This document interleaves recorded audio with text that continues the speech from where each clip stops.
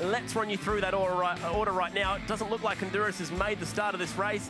Peter Fitzgerald be out of position number 3. John O'Lester's handed the car over now to Paul Kelly, and they'll also have quite a long pit stop. Keep an eye out for Christopher Mies, the German GT star, coming off the 4th row. Out of position number 16, we'll see Stephen Johnson take control of the Audi R8 Ultra. And outside of that, we've still got some big cars like the thumping Camaros to watch out for in this one. As we get set for a 1-hour race, we will see pit stops, and the window will open at around the 20-minute mark. For those on, oh no, issues for McMillan. He was going to start the car, but with green flag waving away. Kelly at the inside of the Audi. That's the fight for second position. He backs out of it and lets the Porsche stalwart take second, even though he's in an Audi today. Peter Fitzgerald, famous for all his work driving those beautiful Porsches across the years. Here's Jeff Emery looking up the inside of Greg Taylor. Oh, and he'll just bump into the back of Christopher Mies. If you don't mind, Mies will be thinking, what on earth was that about? Given the fact that he is one of the most experienced GT3 racers in the world, an actual factory Audi driver, the first time we've seen a factory Audi driver take the Australian GT Championship. Oh, Tony Quinn was getting squeezed in the background in the McLaren, but it's a fairly clean start so far. Front two there just skipped away a little bit while the cars behind are trying to jostle for position. Start of the race is the perfect opportunity for them to make those positions and try and make a bit of headway. Nathan Antunes, he's got to skip away here. He's got a big pit stop penalty compared to some of the other guys around him. So, you know, he's got to be smart, but he's also got to build a bit of a gap. So when he makes that pit stop, he can still come back out in the lead. So it's going to be interesting to see if he's going to take the risk and to get the reward at the end of the race. Christopher Mies just relegating Tony Walls back a spot into 5th, and look at this, he's already caught up to Paul Kelly. He's on an absolute charge. Oh, he thinks about it down at turn 14, thought better of it, pulls in behind the Ferrari, and will begin another lap.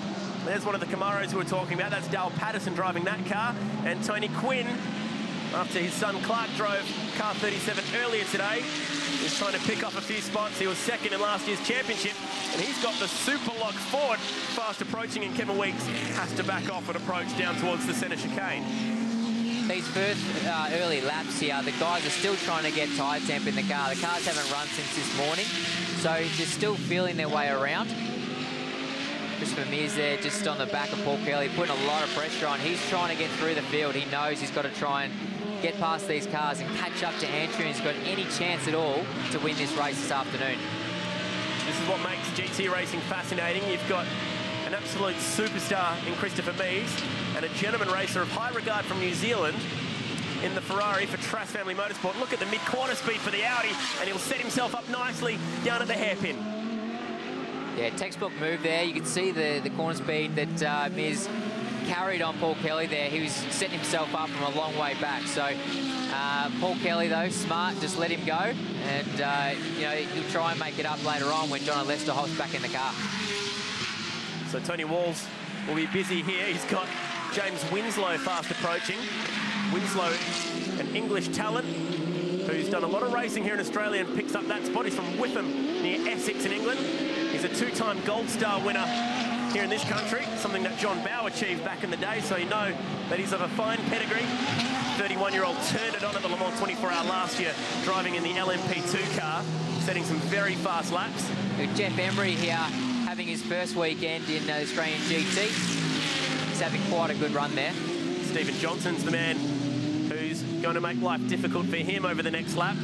Very hard guy to defend, Stephen Johnson, when you've got him in your mirrors. I was having a chat to Stephen the other day, and he was talking about qualifying and just learning these new tyres. You know, he hasn't done a lot of GT racing, and he doesn't, you know, have the full confidence in the package just yet. And that's what you know, test days and racing really do to, you know, brush up on your skills. And he was saying in qualifying with the red flag there, he just didn't have the confidence to push hard enough before the red flag. So next time he'll push a bit harder before, you know, an incident like that happens. He watched his co-driver bring it home in 16th earlier today. This is going to be brave under brakes. He aborts the move. Jeff Emery will hold on to that position at the moment. They're fighting for 7th on the racetrack. Look at him crawling all over the back of the Merc. He'll be thinking, I wish I could use the bumpers like I can in V8 supercars. Not quite an option in the GTs. And this is a very sketchy place to go side by side.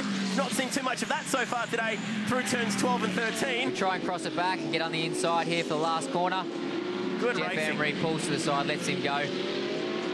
One guy we haven't mentioned in this race so far is actually Dean Canto in the Aston. They had a gearbox problem in that race one, so unsure whether those guys are going to make it back out this weekend. Bit of a shame there. That is an absolute shame. The car that won the first ever Highlands 101 race with Taplin and Canto peddling it. It was due for a fairly confident start towards the front of race one, but never would eventuate. So now Stephen Johnson has a chance to just lower his eyes and get on with it. He's got Eric Pender of V8 Supercar fame. A man who's worked with Rick Kelly across the years very closely, engineering that car. Eric Pender was engineering a F2 car back here in the 80s, and F2 supporting Formula One in the late 80s. Eric's got a busy weekend this weekend, not only doing this, but also engineering Cameron McConville in the Porsche. So he's on double duty. So it's interesting to see how he can adapt to both categories. Oh, Winslow at a peak at the inside of the Trass Family Motorsport Ferrari. It's Paul Kelly at the wheel. Peter Fitzgerald, 65 years young, inside the top three of a GT race. They're driving a brand spanking new Audi. How cool is that? Here he is. Yeah, he sort of slipped under the radar there. He's sitting in position 3, just keeping his nose clean and keeping these guys at bay quite easily. So Paul Kelly's the one with the pressure on him at the moment. Interesting to see if who's behind him there in the Porsche get past him. It's Winslow. Winslow. And Winslow's starting to get a little bit impatient here. We saw what Marcus Marshall could do in a 997 GT3 with a bit of clean air earlier today. That's exactly what Winslow wants to do, but he just can't get around Paul Kelly, the man who's raced 3 seasons of Porsche Carrera Cup and is doing a good job defending here at the moment, the much more fancied Winslow.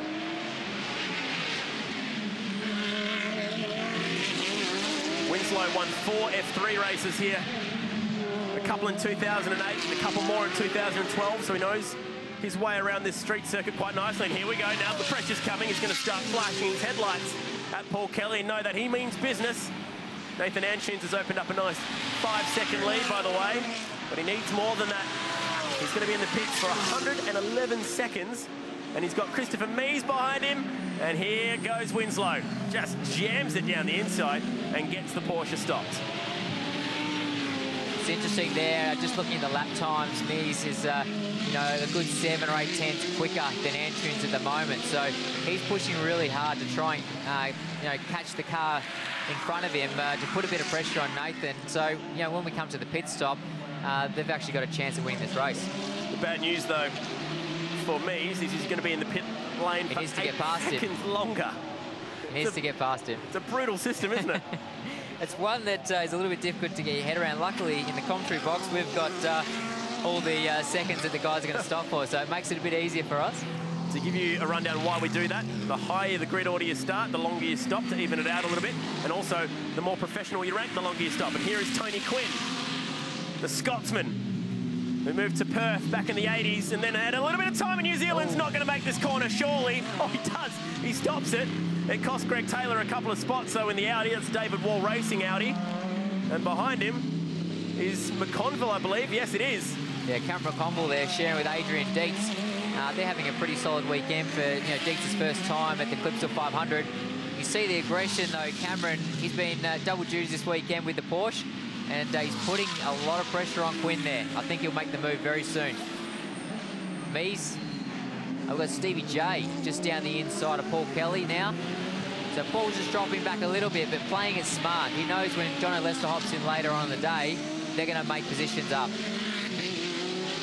So great steering drive from Cameron McConville. He started back in 25th position, and he's managed to pass enough cars to be sitting right now up in 10th as Winslow starts to pour the pressure on Sir Peter Fitzgerald, who won the Porsche Cup race here on the streets of Adelaide as a support category to F1 in 1995. And he just lets the Porsche go by on approach to the centre chicane. Pretty smart move there from Fitzy. He doesn't want the pressure of Winslow behind him, and he's just playing it a bit safe. Now, Stephen Johnson's pit stop time will be 99 seconds. He's 24 seconds off the pace right now. So he needs to find another 12 seconds on the leaders, which is a big ask, especially if he's going to be caught up in this battle. Needs to get around Peter Fitzgerald as quickly as he can. Loving the open face helmets that have made a bit of an appearance this weekend. Fitzy's rocking one right now. Here comes Junior. His dad Dick used to run the old open face helmets. And Peter Fitzgerald is going to back out of that one on approach to turn 8. Stephen Johnson cruises on through. He's very keen to put on a good show here, Tony, because he's keen to secure a drive in either the Blancpain Championship in Europe or maybe even a World Endurance Championship drive in the GTE category as well. Yeah, one of the great features of this category, you know, these cars are the same cars that you drive over in Europe and Asia. So if you put on a good show here, you could get picked up by a team overseas and further your career in GT racing. So I hope Stephen can do that. He's certainly a very capable steerer, and he's showing that right now. 64 Porsche going very slowly down the front straight, going down the lap. So Winslow now doing a good job in third, and the cream is starting to rise, isn't it? You've got Antunes, who'll be driving that car to the finish by himself. You've got Mies, who has to hand that car over to the 2006 champion, Greg Crick. And then Winslow will have to share the car with McPherson, so they might be slow on speed at the end. Stephen Johnson's in a hurry because he knows that he has to give this car over to Steve McLaughlin, his co-driver later. Oh, man, he's got some serious speed, though. The Mies has actually just gone, I think, actually quicker than the qualifying time put down by John Lester. It's very, very close. So he's really, really pushing hard to catch Nathan Antunes, and he's got it down to 2.7 seconds. But Antunes as well has brought down his lap time. So both of them, there's a bit of pressure there. Around the outside, Stephen Johnson, Winslow's going to go deep under brakes. And that's one way to defend it.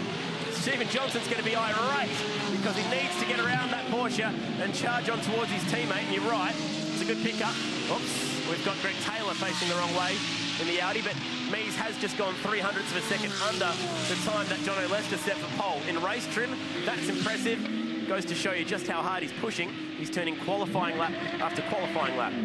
Oh, it's a nasty spot to be sitting here. He's got to try and grab reverse without reversing into the back of anybody. And I can tell you from a driver's point of view, you cannot see in those cars to see if anybody's coming. So, oh, and it's the leader too. There he goes. Yeah, that gap's very, very close. Yeah, Christopher Mies has brought that gap down to 2.7 seconds. He's been focusing and charging as hard as he can, but his pit stop time is going to be 8 seconds longer, and then he has to hand the car over to someone else.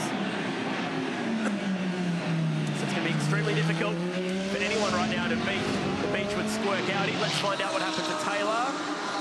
Whoops. Looks like he's... oh, that was close. Very lucky not to hit the inside wall there, but looks like he just grabbed the throttle a little bit early on the exit and spun the rears up, and we're on board now with Nathan. He's gone a little bit wide there the last corner. Let's have a listen. Just the apex slightly. Beautiful V10 engine. Down to 4th gear for the first chicane here, over the curb. Oh. Up to 5th. Braking just past the bridge. Very bumpy into turn 4 here, back to 2nd gear. 5.2 litre V10 motor that weighs 1,290 kilos.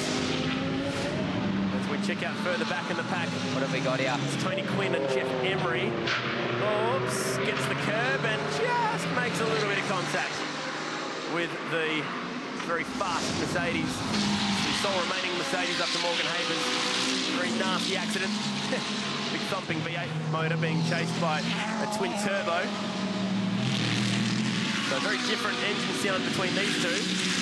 It is a 3.8 litre V8 motor for the McLaren with a couple of hair dryers on it. And Tony Quinn is up the inside. Jeff Emery being courteous with his room, although he'll have the inside line at turn 5. And these boys giving each other enough room to make the move stick. Tony Quinn moves up now to be in the number 9 spot. He's on his way to the front, considering that he started pretty far back in this one, but it's a good job. He started 23rd position, 2nd in the championship last year. Well and truly in his 50s, born in Aberdeen, now calls the Gold Coast home. A pet food tycoon, if you can be such a thing. Battle on for position here, sorry, this is Cam McConville. Yeah, Cam still making a charge through the field. He knows that he's got to try and you know, make some positions before Dietz comes in. Dietz doesn't have quite the experience that Cameron does. So for them to get a result, you know, Cam needs to try and get up front. It's been a very impressive outing from Tony Walls. He's going to get relegated a spot here because, let's face it, Cameron McConville is a serious pro. Doing a fantastic job considering his driving in Carrera Cup this weekend. Still got 45 minutes in this race to go, so you know it's an hour-long race. These guys, you know, it's the first race of the year basically for everybody, and they're probably not conditioned to it so much. So you've got some drive rates in the car. Believe it or not, the Ferrari that I drive, just like Cameron's car, has air conditioning in it. So it's got a couple of settings. If you get a bit warm, you just turn it up, and you know it's just like on the road car. So I think some of these guys though would still be running a little bit of air conditioning in the helmet. Just looking at a move going on here. This is further back in the field. Got some trophy cars fighting away. And also, you've got the 75 McLaughlin and Johnson trying to pick their way through with Johnson at the wheel. So these guys have actually already lapped these other cars. So early in the race, as I was saying, you know, 45 minutes to go, they're probably going to lap them again. Just to show you just how much traffic's out there, we had 34 cars ended for the weekend. That's the number 15 Wong and Wong Porsche entry.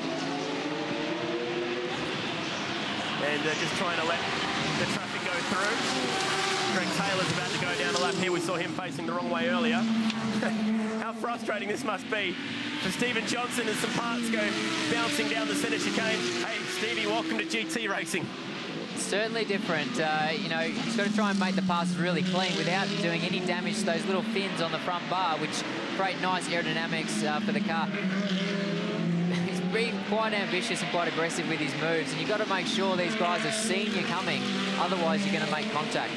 How do you do that? How do you make sure someone sees you making that move? As Taylor is looking to the inside of the Ferrari, not going to happen there. I mean, a lot of these guys have had a lot of experience in other categories, so you're hoping that, you know, they've seen you coming, you know, in previous laps, you've caught them, and they've got their eye in the mirror and hopefully just letting you go, letting the faster car go. Whoa. That is the place we hope that we can see each other. And here is the battle for the lead between the two Audis. Christopher Means on the outside and Nathan Antunes. We're going to go side by side through the centre chicane, and Antunes wins the steering contest down at turn 1. But the speed is with the Gemac Pem Audi, one of the world's finest Audi drivers. Christopher Mees looks to the inside of Antunes. Not going to happen there. He needs to pass him and gap him because his pit stop will be 8 seconds longer, the German.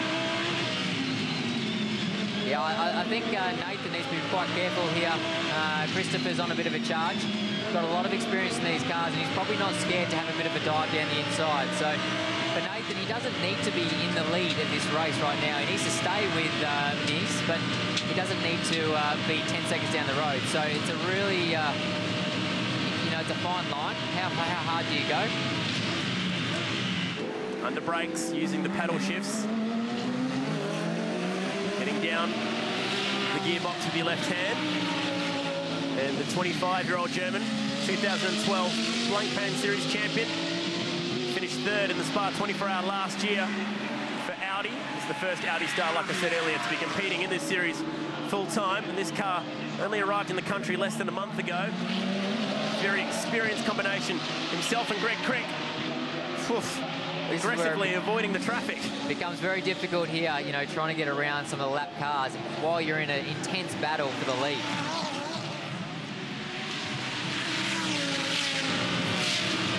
This new model Audi, the Ultra, on board under brakes. He looks to be very quick through this part of the track. This was the car that Audi produced to be the successor to the LMS R8. This is the newer model, the latest, greatest Audi GT3 runner. And it served its purpose. It's won the Spa 24-hour. It's won the Nürburgring 24-hour. It's proven to be an incredibly strong race car. Let's take a watch here through turn 8.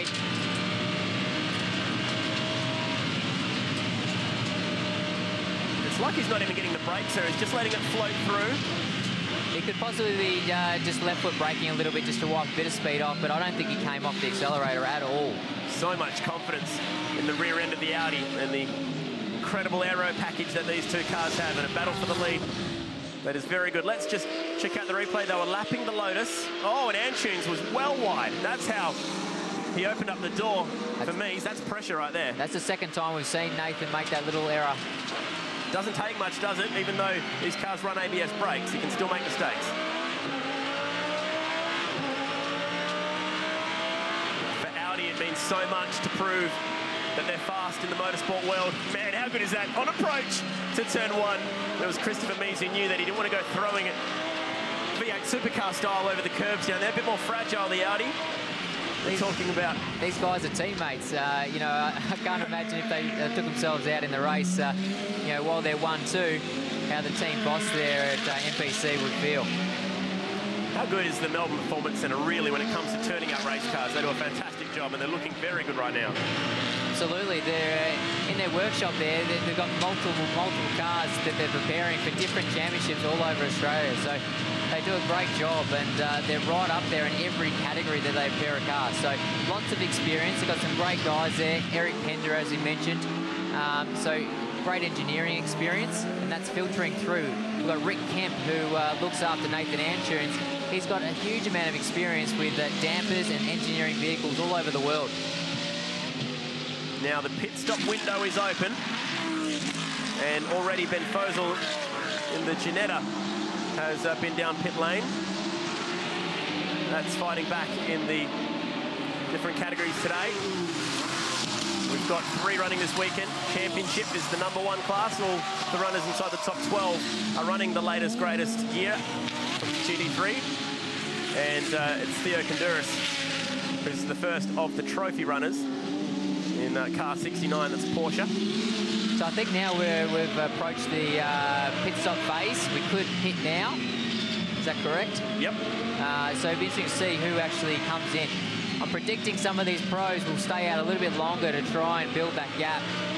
But for some of the other drivers, you know, they've got a pro coming in, you know, chances are they'll get in and get the more experienced driver in so they can get up the front. So it's an Audi 1, 2, 3 at the moment. And the problem is there's pros driving all 3 of the front 3 cars. Antunes doesn't have to hand it over to anyone. Look at the traffic down towards turn 9. Yanni Nadasa has to move over early and around the outside goes the Jamak Pemouti. He gets caught up with Weeks. Our trophy leader makes contact with the both of them, and Weeks is stuck over in the left-hand side. And if you can't move that car, that'll bring out a safety car. Both our leaders involved. How much damage is there for Christopher Mies? It was just too many cars in the one spot, and the lap traffic caused some problems. Mies is getting sick and tired of looking at the back of Antunes, and he muscles his way into the lead. That was a pretty hairy moment there. If we get a replay, it's very hard to read which direction to go. You know, there's probably 5 cars in that equation, and everybody jostling for a position. And you know, Nathan was doing his best to try and read the situation to make sure he got the, you know, the best scenario for himself. But as we see, there is damage there.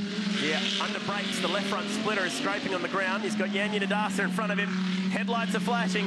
The German is in a rush. He needs to open up an 8 or 9 second lead. You can hear the front scraping. I think he's got flat front tyre there. Lots and lots of understeer in the car. Oh, after such a strong charge. And this is going to be Antunes' opportunity to take the lead back. Turn 8 is not the place you want to be going here. If you've got a tyre going down, and he's actually backed out of it and handed the lead back over. A puncture has ruined the run for Christopher Mies. Even someone of his experience can fall victim to the traffic around the streets of Adelaide. Oh, disappointing. Look at that, just not getting any turn. We still haven't got a safety car, though, at the moment. We are in the pit stop window. Let's try and break all this down. Okay, so Nathan went down the inside, but thought better of it and let Jan actually just take the front position. Mies just got sandwiched between the 2 cars. Nothing he could do about that. He had a chance to get around the outside. It would have been a great move had the big thumping Ford GT not been there. And the local run-up, man in his 60s, Kevin Weeks, was leading the trophy class until that happened. This promotes Mark Griffith in his Audi up to the top, riding on board with Antunes when it all got a little bit too much. Oh, that's a big hit for a GT3 car to handle. Very big hit. Luckily, I think for Nathan, it was on the back wheel. Hopefully it'll be okay for him. For me, maybe it's just a tyre. Maybe he can come in and change the tyre, but quite a big impact there. Shame for Weeks there. He was having a good run. Wow, ripped the diffuser off the Ford. That's ended his day. Parked on the side of the road. What a shame. Pretty good on a push bike, actually, still to this day, Kevin Weeks. Can beat some of the younger blokes riding up and down the big hills of Adelaide. Loves his cycling, loves his tarmac rallies, and unfortunately the Ford has pulled over. It'd be crazy not to do the driver change now as well, so Crick will hop into this car and take it over to stop them from coming back into the pits, and there he is in the car right now as the Gemex PEM team work away at getting it fixed. Meanwhile, Antune still hasn't managed to get around Yanya Nadasa, the 2013 trophy champion, challenge champion, I should say.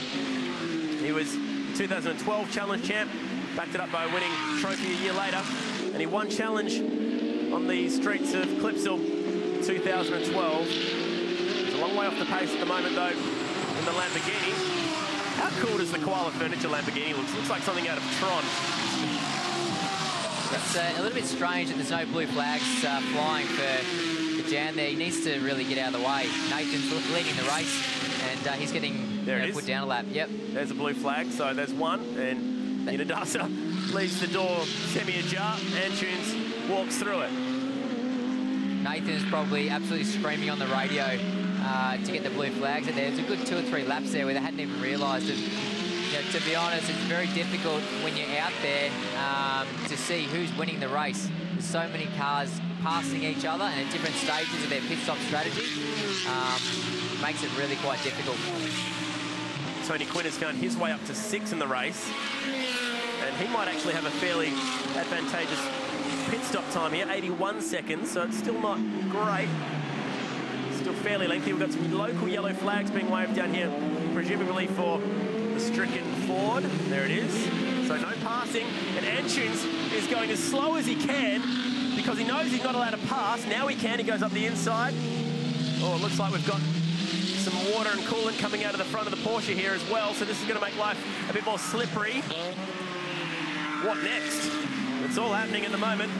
This is Michael O'Donnell, who's going to pull in field and head over to pit lane with a fair amount of fluid coming out the front of the Porsche. Getting to the midpoint of this race, and some of these guys probably getting a little bit tired. We're seeing a few little mistakes creep in. One thing they've got to deal with in a twilight race like this is actually the sun coming down. So going up into turn 4 and some of the sections on the circuit, they're battling to actually see the racetrack. So what we used to do is actually put a bit more tape on the windscreen to try and overcome that. By the time we finish this race, it'd be interesting to see how dark it actually is. Oh, that's how we hurt the front of the Porsche. Man, it clouded that curb incredibly hard, and there's the trail of fluid. Antunes did a good job to avoid slipping on any of that down through turn 11. Here is your race leader, but look at this. 8.2 seconds now is the gap back to Stephen Johnson. So he might have a chance here, given that his pit stop time is 12 seconds shorter. So that would be enough to leapfrog the Audi in the pits. The problem would be they would have to hand over the Porsche, he'd have to hand over the Audi to a different driver, which might not be as fast. Talking about Steve McLaughlin, so it's going to be a fine-tuning game. He'll be pushing this to the 40-minute mark, no doubt, to try and maximise the on-track time. But now Antunes has got some clean air once again. Paul Kelly jumping out of the Maranello Ferrari there, and Jono Lester just jumping in. Very, very casual, taking a bit of a selfie. You've got to be kidding me. There's that much time in a pit stop as Kelly walks into the door. That's going to be a new record for a driver change, taking selfies. I told you earlier this weekend, Jono Lester's quite a character, and he's just proved it right there. I've never actually seen that before. That was pretty special. The Kiwi, who took pole position earlier this weekend, is making the most of his weekend here. And now we've got Stephen Johnson on the back of Yanya Nadasa, and he's wasting no time. Very quick entry down there at turn 4, but makes that move stick. I'm still giggling at that one. That was quite cute. It's a third-generation Jono Lester, third-generation driver. Great rich heritage of racing in his family. Stephen Johnson is just at maximum attack in this R8 Ultra. He goes around the outside of the Koala Furniture Lamborghini. He's got one of our trophy Ferraris ahead. Brendan Gregul. And and he might be able to get this job done under brakes. There's no local waved yellows here, so he's allowed to make that pass stick. The flag that we saw on the right-hand side there was actually just a debris flag. So after some of these crashes, some of the carbon fibre bits are still on the track. So he was still waiting for Jono Lester to go. He could have taken another selfie. He probably has, actually. He's probably uploaded, hashtagged it, and already liked it. So these guys have got to be a little bit careful not to run over some of that carbon fibre and actually cut a tyre. That could put it into their race very, very quickly. Just to remind people, Tony, the reason why his pit stop is so long, as the beautiful sound of that Ferrari screams away, is because that car started towards the front of the pack. And on top of that, he also is a pro driver, so he picks up an additional few seconds on top of his pit stop for that. Oof, cold tyres. He runs out a bit close to the wall. And off he goes. And this could be quite exciting. He needs a bit of a safety car to catch the pack up here. That could work out beautifully for Jono Lester. He's currently back in 17th position. And if we were to get one, it would help him out quite a lot. The Quins have been in. Clark will take the wheel of the 37 Sticks Licorice McLaren. And also Barton Moore will hop into car 38. Greg Taylor put together a fairly good drive apart from that spin. He was hunting around in the top 10 quite nicely. So Dietz out in the Maranello Ferrari. Comes out straight in front of one of the Mercedes. Lots and lots of pressure on him. That'll still be Jeff Emery driving that car. He's going to go to the end of the window, it looks like at the moment, or as deep as he can, under brakes. Dietz hands over that spot. Surprised McConville didn't go a bit longer into the window. Yeah, interesting strategy there. Not sure why, but you know, Dietz owns the vehicle. You know, he wants to have a race himself. It's actually a really good point. Sometimes you've got to forget strategy and remember that these guys own the cars and want to get out there and race them. So he said, Cam, you do the first half, I'll do the second half, we'll call it even. Yep, exactly. That's the easiest way to do it. That's great. How about these Ginettas? We saw the Hovey Ginetta slide out yesterday in qualifying. Missing a right front headlight at the moment. I hate to think of what the cost of one of those is for a Ginetta GT3 car. The Ginetta is actually a very interesting car. It's got a lot of tyre grip and a lot of aerodynamic grip, but it doesn't have the power to go with it. So I've spoken to a few people that actually have driven these cars. One of them, Carl Reindler, he loves driving the Ginetta. He just wishes it had a little bit more grunt. So maybe in the next model, they can fix that up, and that'd be a weapon of a vehicle. There we go, the driver change happening. Stephen Johnson putting together a great drive. Very rare that you'll find a driver taller than Stephen Johnson. He had it with David Wall at Bathurst last year, and he's got it again right now with McLaughlin, who stands at a towering 6'3". A bit taller than you and I, Tony. Just a tad. And in comes the number 63 Lamborghini. That will be no driver change there, just a quick adjustment of the tyre pressures. Make sure they're spot on. Do you let them down at all a little bit, or are you just checking them? No, they're probably checking them, and they'll have base pressures that they want to try and achieve. Christopher Mees in the background, looking a little bit aggravated, leaning against the pillar. Oh, the two Lamborghinis come out right on each other's toes. Unidasa slides back up the inside. And that is the position with Lilly and Unidasa fighting back in 15th and 16th in the race. The Lamborghini's not going to stop here. Oh. It's gone. He just got it pulled up before the fence, thankfully. Here is our sole remaining...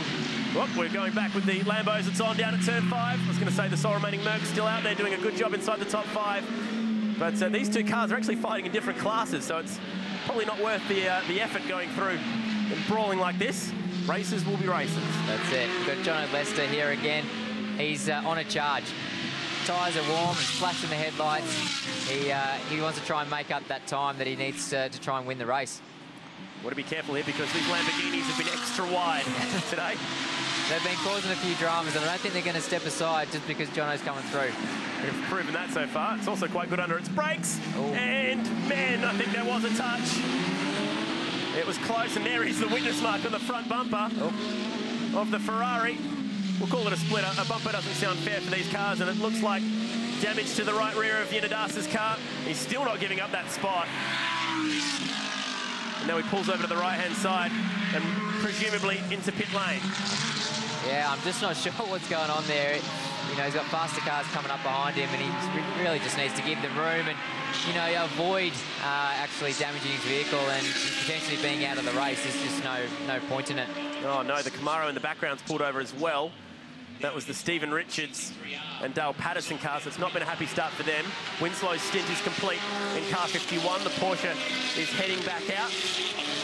And it'll be interesting to see where they end up now, because they put in an almighty drive with Winslow. Now it's McPherson's time to bring it home to the checkered flag. There's still 25 minutes remaining in this one. Race 2, the Australian GT Championship.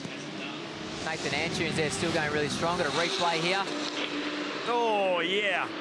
We'll see a fair bit of that in Carrera Cup. Honduras in the Super Barn Porsche hitting the curbs hard. And there is the moment that brought Ian Adasa undone. How cool are the flames out the back? It is getting quite dark out there. Here we go. Watch the flames out the back of the Lambo. Thank you very much. Got a series of Lamborghinis running here this weekend, but that is one of the older model Lamborghinis. We do have the newer model Gallardos here this weekend. V10 Italian power. I think Lamborghinis would have run around the streets of Adelaide before in F1 trip. Here we go, further back in the pack, and this is a fairly good street fight with Antunes again trying to get his way through traffic. Busy day at the office for the race leader. He's managed to lap Tony Walls. Walls is 9th. He's lapped all the way up to 9th at the moment, Antunes. Man on a mission. He's a man on a mission. He just set his fastest lap there on lap 22, so only a couple of laps ago. So those tyres are hanging in there really well, and he's really focusing and putting down good times when he can. You know, he's being smart as well. When he catches up to these cars, he's giving them that little bit of room, so, you know, he doesn't make that mistake and cost him the race. You see there, wow. Tony Walls goes flying around the outside and proves that the objective 650X brakes are pretty good. This is a harsh initiative here for our poor race leader, who's been beaten from pillar to post. There's a blue flag. He'd be happy to see that. The Ginetta, though, not making life easy for him. No, I just don't understand when the blue flags are flying, they don't get out of the way. Nathan's actually just jumped in the pit lane there. Unfortunately, it's behind the Ginetta, which will actually be stopping for less time than him. So he'll have round 2 a bit later in this race. Okay, 111 seconds, nearly 2 minutes. This pit stop's going to take extremely long. I wonder what they'll do at the pit stop. They might, he might get out, have a coffee, you know. Might do the Greg Murphy pit stop. Yeah, it's not quite 5 minutes. There we go. There is the board counting down. 20 seconds, 18 seconds to go. Car 21, and that'll be heading out shortly. Man, that must feel like a lifetime when you're stuck there waiting. That is Danny Studdard. We saw him turned around earlier in the My 11 version of the 997. The cars that essentially were running around in Porsche Carrera Cup only 2 seasons ago. Away he goes. And eventually, sometime tomorrow, Nathan Antunes will be released from the pits as well. He's still holding on to the race lead at the moment, though. Even though he's been sat there all that time, he's not lost the lead. Here comes Clark Quinn on a charge to the inside of Max Twigg. And takes another spot away. I think Twigg might have come in. Emery's come in, sorry, and handed that car over now to Twigg. That should explain why they're a bit further back. Great first stint, that one from Emery. Did a good job with that first stint. And now they're fighting back in the pack in position 12. And I'm pretty sure that should be Clark Quinn now at the wheel of the older model McLaren. Still, our race leader sits there, but still he's in the lead because Peter Fitzgerald's come into the pits now as well. And we're nearly ready to go. Waiting, waiting, waiting. Man, he must be so patient in this scenario. Yeah, Fitzy there, he's doing his stop as well. So very soon we'll see how this race will actually shake out and how, you know, if Nathan actually comes back out in the lead or if Fitzy actually jumps him. Jono Lester gets his lap back. That's a good start. He's fighting away with a trophy class car here. It's Mark Griffith who's leading, or was leading trophy until the pit stops. Honduras has taken over the lead. Griffith needs to be wise, realise who he's fighting. Oh, no. Lester just gets the car stopped. And Barton Moore will jump up the inside. Sparks off the floor pan as we go bashing over the bumps. As it gets darker and darker. 20 minutes to go. There's only 70 seconds left in the pit stop window. So Nathan's back out there now. He just really needs to settle himself back into the rhythm.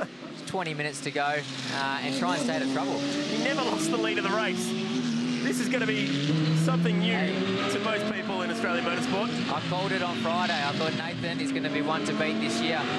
You know, he's very, very fast, but also with his ranking and ability, he's going to be very difficult to beat during the season. That's not to say he's unbeatable, but it's going to be hard. Probably lucky that also that maybe a safety car didn't come out and throw away that strategy a little bit earlier. Amazingly, despite all the wars that have been going on, we've stayed green. Richard Gartner just backs off an approach turn 8, lets the Audi through. Gartner's the second of the David Wall racing cars here today, the other one being an Audi. Look at the rear wing shaking around under brakes.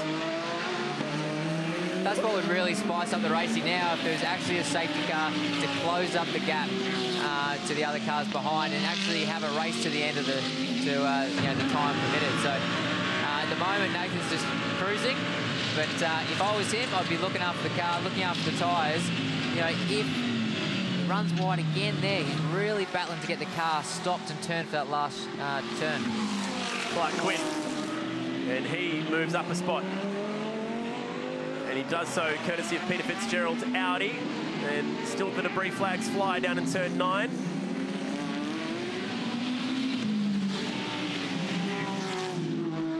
Just love listening, Tony, to the different array of engines, 11 different manufacturers. We've got 19 cars running within the top flight, the GT Championship category, which says a lot about the current state of the sport. It's very strong. Up the inside goes the SLS.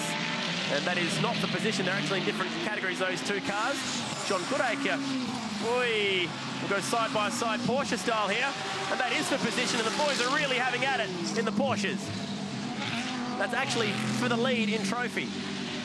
No wonder they're being extremely racy right now down the front straight, but Konduris holds on to the lead. And Goodacre, who does a fair bit of racing in GT3 Cup Challenge, in that car, ex-Porsche Carrera Cup car that it is, the old 997, is hanging on to second, but desperately wants to wrestle away the lead of GT Trophy. The circuit over the weekend will have changed quite a lot. The Fiat Supercars have been out yesterday and today, putting down a lot of rubber. So some of these guys might have had to make little chassis tweaks just to, you know, make the car a little bit nicer, maybe give the car a little bit more turn as the track sort of progressed. And you can see that the lap times are almost going quicker than qualifying, you know, in a race scenario. So, oh, here comes the Mercedes, deep under brakes. The experience of Fitzgerald, he saw him at the last second and gave him a bit of room to move.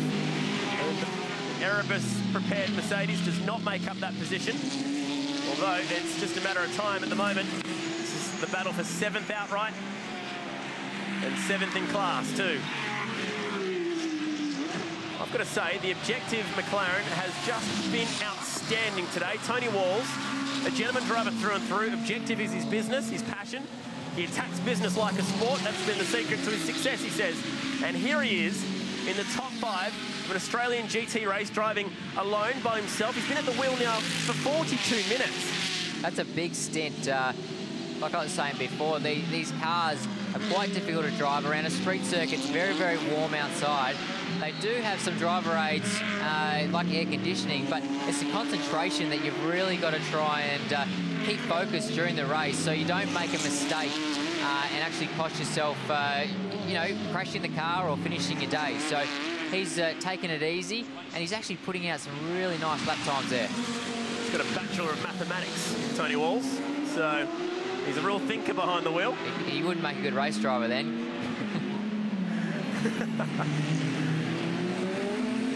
The MP412C, we've seen it running for a few seasons now. It's going to be updated to the newer model McLaren in the coming weeks. It's a new aero package which will sit over the front clip, and also a wider stance with the suspension, which should give it some improved handling. Look at those space-age mirrors as well. Very sexy car. And here comes Jan Unidasa in front of them. We've seen quite a lot of Jan this race. Hopefully he doesn't get in their way too much. You know, when they actually try and make the pass. JJO's been getting plenty of mileage. Here is 74, which is now in the hands of Greg Crick. Whee! Cricky pushing very hard and sideways. Gee. Man, he's lucky to gather this back up. That's a massive moment through the centre chicane. We've seen a few guys go completely around there and end up in the walls. Whew. Yeah, he would have... 60 years old, Tony, still got it. Yeah, exactly. You can see the opposite lock going on there to try and catch the car. Oh, this has worked out quite nicely for Tony Walls. He's managed to open up another gap over the older model MP412C McLaren. It's great to see McLaren back in GT racing. Winners of the 1995 Le Mans 24-hour. There's the Alfred Donut King Lotus going back a spot as well, and the Ginetta hard charging behind him. But Michael Hovey is doing a very good job right now to be sitting 6th outright. Jan last year was actually joined by Daniel Gaunt in that vehicle. I thought Daniel was actually going to do the season this year, but I think Jan's decided that he's going to do it himself. Maybe Dan will come back on for some of the bigger races later in the season. But he's like, nah, I'm going to keep the car to myself and enjoy the moment at the Clips of 500 here. So Hovey's putting on a real show here. He started with out of position 15, had a 55-second pit stop, which is quite short. It's a whole minute shorter than some other drivers, which is exceedingly long for a pit stop. And that has seen him land himself in the top 10, but it's driving the wheels, I think, to stay there. He's got Peter Fitzgerald and this big Mercedes fast approaching. Blue flags being waved for Janja Das's Lamborghini, which is in front of Hovey. And oh, that was, I believe, McPherson who ducked off the racetrack in one of the 997 GT3s. So James Winslow's effort earlier might have come unstuck there, and he's falling down through the pack back to 8th. He was inside the top 5 until that happened, so a mistake from McPherson sees him drop outside the top 5. It's 15 minutes to go, and Tunes with a 17-second lead. It's Clark Quinn, 2-time series champ, approaches the back of the objective newer model McLaren. He's also had a couple of wins here outright on the streets of Adelaide in 2011 and also 2012. The first man to win here in GT3, Alan Simonson, in a season where his worst finish in 20 races was 4th. That was a pretty stonking year for the late Alan Simonson. Sadly lost his life at Le Mans in 2013, but he did win here on the streets of Adelaide twice. Oh no, this is the Twig and Emery Mercedes, and is that the end of turn 9? Yeah, it looks like the braking approach to turn 9. Just gone a little bit wide. These guys here are having a great battle, and that's because they're going for a podium position here. Very deep under brakes. Clark Quinn, though, he is showing a little bit more pace there, and I think he'll eventually make the move, but I don't think he wants to risk anything.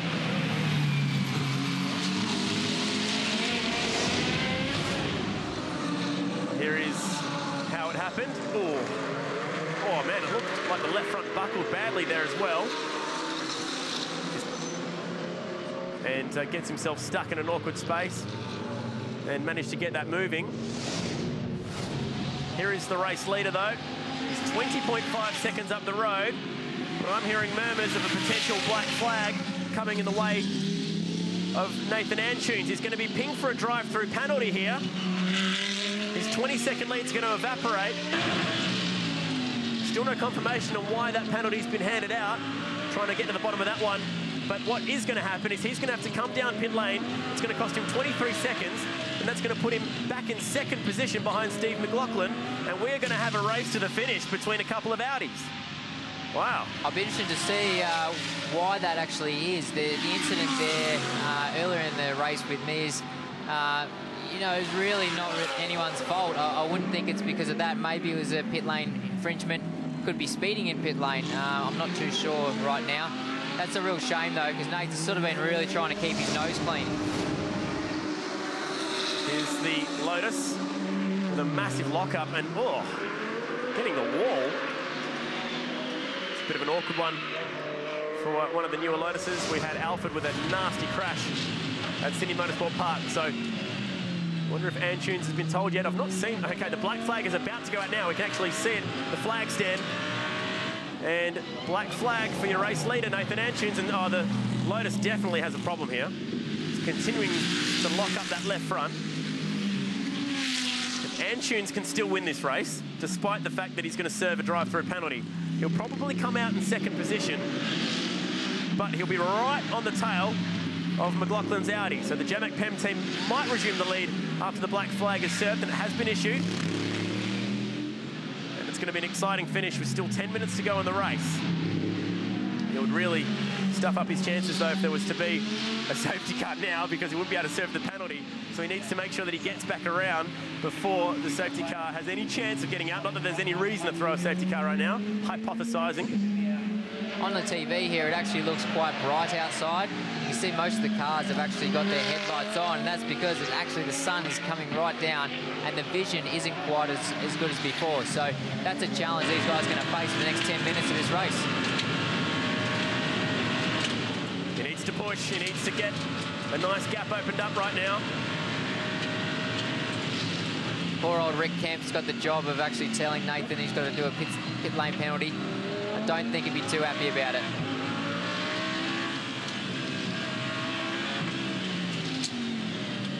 Hard at work, using the curbs, but not too many. Not like a V8 supercar would. Okay, so he's coming in the pit lane right now. You see him backing off. He's going to serve this pit lane penalty. Okay, 40 kilometres per hour. If he can spend 2.5 minutes in pit lane and still win this race with no safety cars, Nathan Antunes will deserve a knighthood, not just a trophy. He's going to have a crack at doing it anyway. And there goes car 75 to resume the lead of the race. And a lot of that gap has disappeared. He had the better part of 20 seconds before he came into the pits, and a lot of that just evaporated. It was going to be about 2 to 3 seconds difference by the time he came out of the pits. And instead, it's going to be a massive lead of 10 seconds the way of the Jemak Pem Audi. Yeah, I'm a little bit confused by what's going on right now. Nathan, to me, hasn't. It's going to be tough to get back to the lead of this race. He's in second spot at least. McLaughlin is pumping out some pretty good lap times. He's a very established race driver in his own right. So for Nathan to claw that back in the last 9 minutes of this race is going to be tricky. Traffic to deal with for car 75. And this is a lot of pressure for a would-be gentleman racer to put up with. Under brakes. Gets the Jemak Pem Audi stopped and ticks off another lapper. Needs to keep pushing, though, because 8.5 seconds behind him and fast approaching is second place Nathan Antunes. This is going to be a grandstand finish to the 1 hour race. Our 2013 GT Trophy class winner, driving once again with the Melbourne Performance Centre, preparing these beautiful Audi R8 Ultras. And waiting to see where Antunes appears. There he is. What's the gap going to be this time by?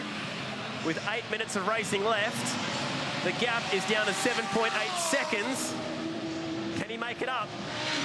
Good thing is he came out in front of the McLaren, which he needed to do. Quinn's got around Walls, so Walls' amazing run has come to an end. He won't finish inside the top 3, but it's been an impressive race all the same. If he can bring that thing home inside the top 5, he'll deserve a pat on the back for that effort.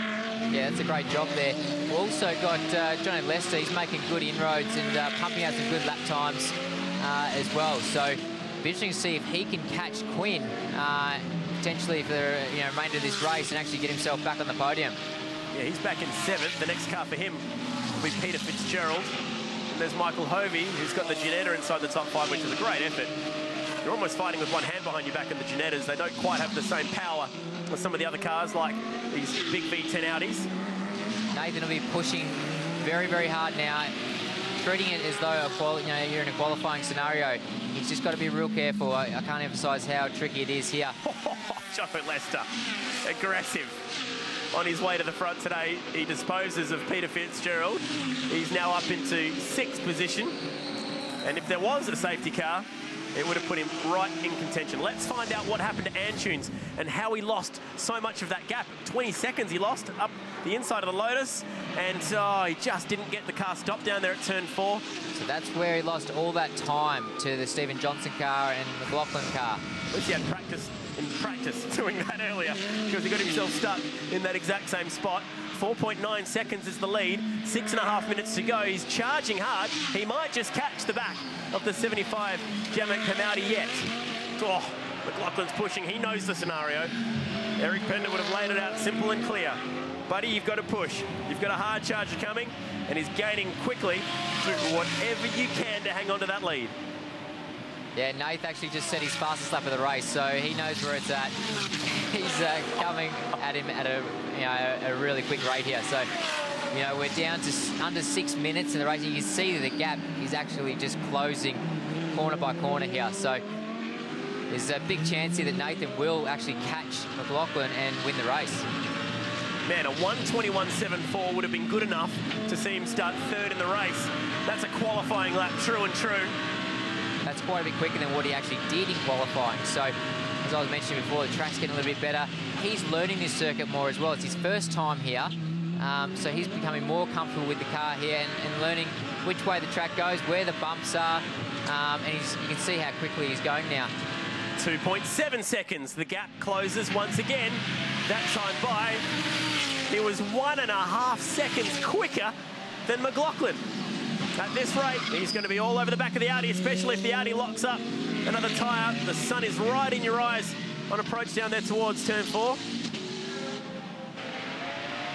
5 minutes to go, and Antunes is there. What a stint. Off the back of that long pit stop, plus a drive-through. Plus a spin. He's made his life quite difficult. It's actually 2.5 seconds in that last lap that he pulled him in. So, as we can see now, you don't need a stopwatch anymore to see the gap. He's right on him and gaining very fast. Here we go. He's going to make a move down the inside. He's going to do it sooner rather than later. Needs to be smooth under brakes. No. He decides that he's got 4.5 minutes left. He'll think a bit more about this one. I thought that move was absolutely done, but he thought better of it. Now the risk here, Tony, as McLaughlin gets close to the exit, that turn 11 and 12, dab of the brakes on approach to turn 13, you can see the brake lights flashing. If he doesn't get around him, and we have a problem with another car and a safety car comes out, we could finish behind caution. We're definitely within shot of that happening. So he can't be too patient. He's got to make the move. Otherwise, if something goes wrong, like you're saying, he won't win. So pressure is still on. Turn 4 could be the place to do it, especially with a run like this through the centre chicane. Where does McLaughlin go? He positions the Audi on the right-hand side.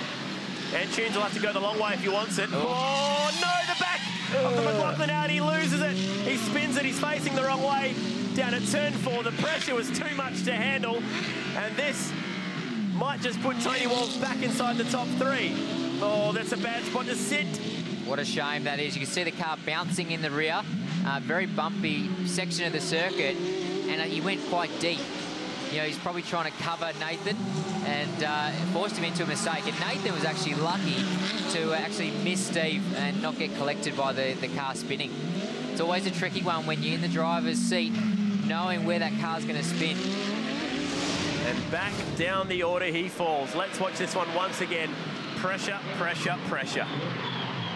To see the rear dancing around. Good evasive action from Antunes.